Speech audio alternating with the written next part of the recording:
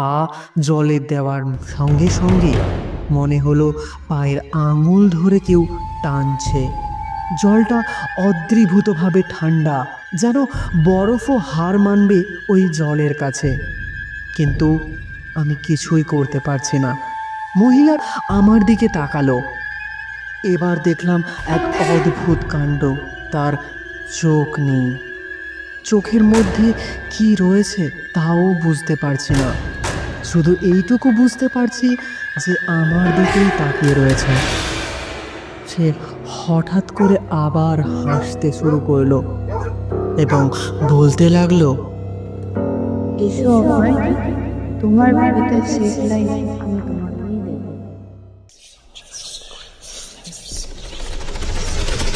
আপনারা যদি হরর সাসপেন্সে ভরা ভূতের গল্প শুনতে চান তাহলে সাবস্ক্রাইব করুন আমাদের বুড়োর আড্ডা চ্যানেলটিকে।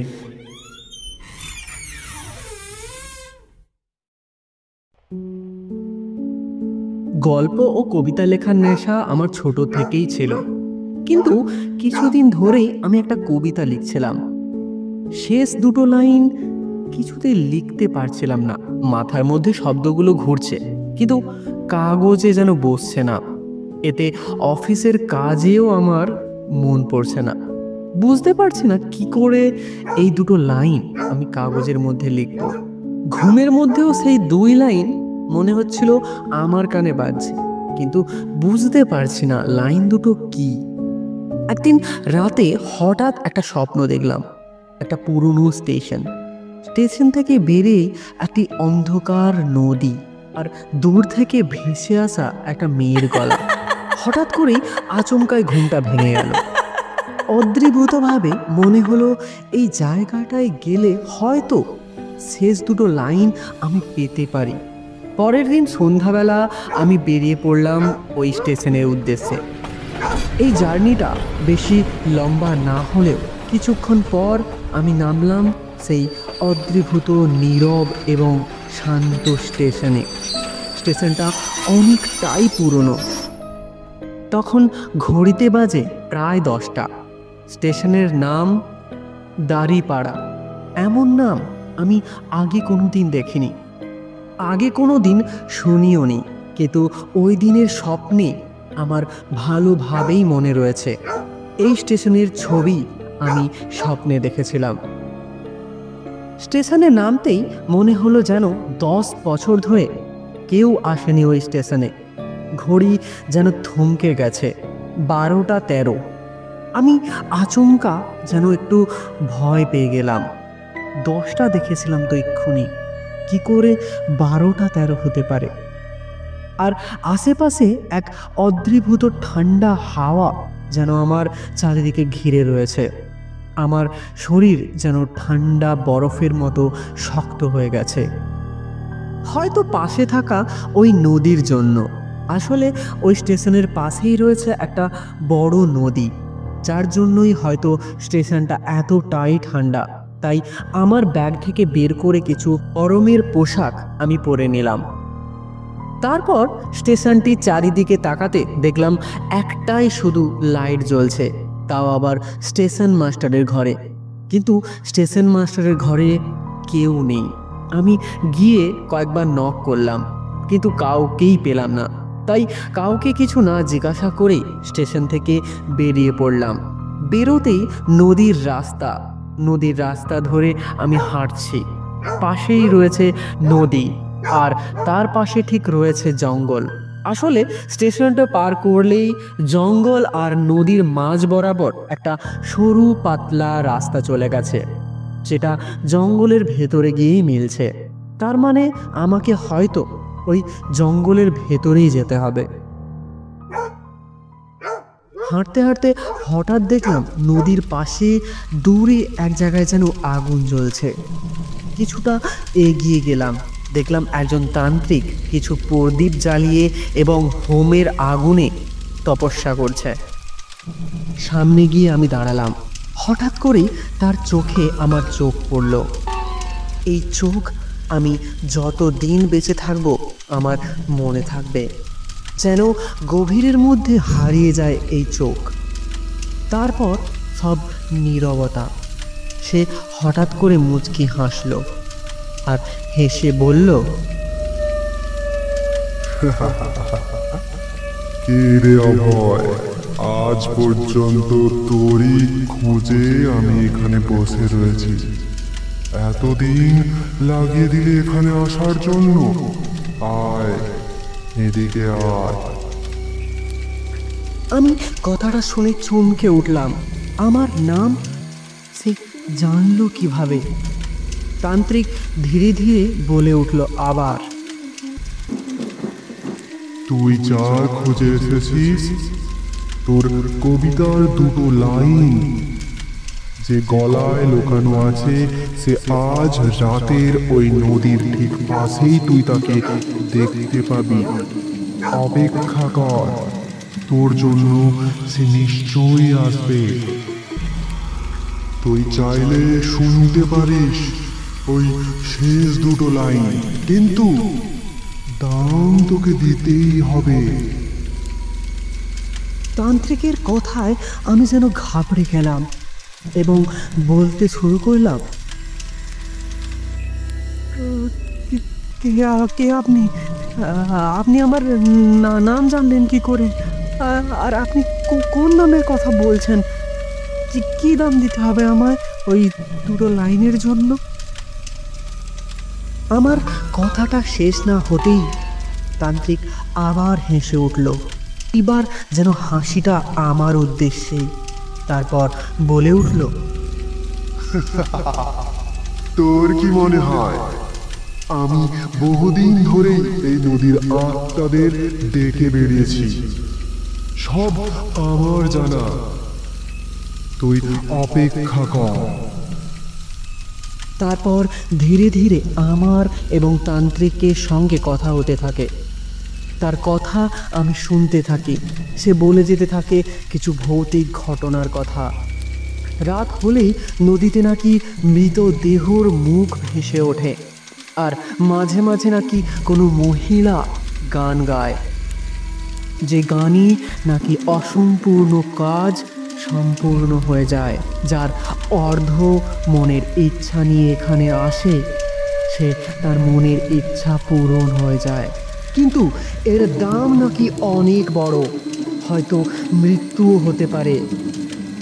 অনেকেই সেই গানের টানে নদীতে নেমেছে, কিন্তু আর কোনোদিন তারা ফিরে আসেনি। আমি জিজ্ঞাসা করবার আগেই পাশ থেকে প্রদীপের আগুন এবং যে হোম জ্বলছিল তার আগুন ঝপ করে নিভে গেল। চারিদিকটা অন্ধকার হয়ে গেল, যেন মনে হলো ওই আগুনের মধ্যে কেউ জল ঢেলে দিয়েছে। চারিদিক ধোঁয়ার মধ্যে হারিয়ে গেল চারিদিক। যখন আমি আমার ব্যাগ থেকে টর্চটা বের করে জ্বাললাম, দেখলাম ভয়াবহ এক কাণ্ড। তান্ত্রিক ওখানে আর নেই। আমি চারিদিক চিৎকার করে তাকে ডাকতে থাকলাম, কিন্তু কোথাও তার হদিশ আমি পেলাম না। যেন মনে হলো ওই মুহূর্তে ও বাতাসের মধ্যেই মিলিয়ে গেছে। আমার গায়ে এত একটা মোটা পোশাক পরা রয়েছে, তবুও যেন আমার গা ঠান্ডায় পাথর হয়ে যাচ্ছে। ঠিক তখনই নদী থেকে ভেসে এলো একটা মেয়ের গলা। গলার সুর শুনি বুক কেঁপে উঠল। এই হুবহু সেই সুর যা আমি 3 মাস ধরে কবিতায় খুঁজছিলাম, যা আমার স্বপ্নে ধরা দিয়েছিল, কিন্তু বুঝতে পারছি না কথা কি বলছে। সেই লেখা বা সেই শব্দ যেন আবছা হয়ে আছে। আমি চারিদিক তাকিয়ে দেখি, নদীর মাঝখানে দাঁড়িয়ে আছে এক সাদা কাপড় পরা মহিলা। তারপর মুখ ঝাপসা, কিন্তু কণ্ঠস্বর পরিষ্কার। সে গাইছে, সে এখনো গাইছে, যেন তার সুরের ওই দুটো শেষ লাইনকে মিলিয়েই তৈরি কথাগুলো যেন মিলিয়ে যাচ্ছে ওই সুরের সঙ্গে, কিন্তু বুঝতে পারছি না। অস্পষ্টভাবে যেন আমার মাথায় ছড়িয়ে পড়ছে। চোখ কাজ করছে না, ধীরে ধীরে কানের শব্দও যেন হারিয়ে যাচ্ছে। আমার পুরো শরীর শিউরে উঠল, কিন্তু তবুও মনে হলো এই লাইন দুটো আমাকে পেতেই হবে। যেন একটা নেশা আমাকে টানছে। আমি নদীর দিকে হাঁটতে শুরু করলাম। পা জলে দেওয়ার সঙ্গে সঙ্গে মনে হলো পায়ের আঙুল ধরে কেউ টানছে। জলটা অদ্রিভূতভাবে ঠান্ডা, যেন বরফও হার মানবে ওই জলের কাছে। কিন্তু আমি কিছুই করতে পারছি না। মহিলাটা আমার দিকে তাকালো। এবার দেখলাম এক অদ্ভুত কাণ্ড। তার চোখ নেই। চোখের মধ্যে কি রয়েছে তাও বুঝতে পারছি না। শুধু এইটুকু বুঝতে পারছি যে আমার দিকেই তাকিয়ে রয়েছে। সে হঠাৎ করে আবার হাসতে শুরু করলো এবং বলতে লাগলো, এসো অভয়, তোমার কবিতার শেষ লাইন আমি তোমাকেই দেব। কথাটা শোনার সঙ্গে সঙ্গে আমার বুকের ভেতরটা ধকধক করে উঠল। ঠিক তখনই নদীর জল থেকে মানুষের মুখ ভেসে উঠল। অনেক মানুষ, কারোর মুখ নেই, কারোর চোখ নেই, কারোর কান নেই। যেন মনে হচ্ছে কেউ আমচে নিয়েছে তাদের অংশগুলো। কানের মধ্যে ফিস ফিস করে শব্দ আসছে। সবাই মিলেই যেন বলছে, এসো, এদিকে এসো, এসো, এসো বলছি, এদিকে এসো। আমার মনে হলো আমার পা তুলে বেরিয়ে আসা উচিত, কিন্তু আমি অনেক চেষ্টা করলাম, অনেক শক্তি লাগালাম। যেন মনে হচ্ছে প্রায় 100 জন মানুষ আমার পা ধরে রেখেছে। কোনো মতেই আমি বেরোতে পারছি না। নদীর ঢেউ যেন এক লাফে বুক পর্যন্ত উঠে এলো। আমি প্রাণপণে চিৎকার করলাম, কিন্তু কণ্ঠস্বর মুখের সামনেই মিলিয়ে গেল। কোনো শব্দও যেন বেরোলো না। মহিলাটা এবার প্রায় আমার সামনে এসে দাঁড়িয়েছে। দেখতে পাচ্ছি তার চোখের দিকে। চোখ দুটো যেন কেউ খুপলে নিয়েছে। তার জন্য তার চোখ দিয়ে রক্ত গড়িয়ে পড়ছে, লাল আগুনের মতো রক্ত। আমি তখন মরিয়া হয়ে চেষ্টা করছি বেরিয়ে যেতে। হঠাৎ নদীর ওপারের স্টেশনের ঘড়িতে জ্বলজ্বল করে উঠল 12টা 13। ওই একই টাইম যখন আমি স্টেশনে দাঁড়িয়েছিলাম। কিন্তু কিভাবে এটা সম্ভব? তারপর হঠাৎ করে আবার যেন ট্রেনের একটা হুইসেল। সাথে সাথে আমার পা ছেড়ে দিল। আমি যেন মনে হলো আমার পা মুক্ত হয়েছে। আমি তৎক্ষণাৎ ওই জল থেকে বেরিয়ে এলাম। প্রায় হোঁচট খেতে খেতে বেরিয়ে এসেছে। তারপর পেছনে ফিরে তাকিয়ে দেখলাম মহিলাটা আর নেই। নদী আবার নিস্তব্ধ, শান্ত পুরো।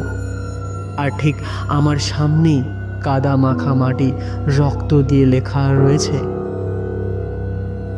যে শেষ লাইন খুঁজে ফেলে সে নিজেই একদিন শেষ লাইনে পরিণত হয়। এই লাইন আমি লিখিনি, কে লিখলো তা আজও অজানা।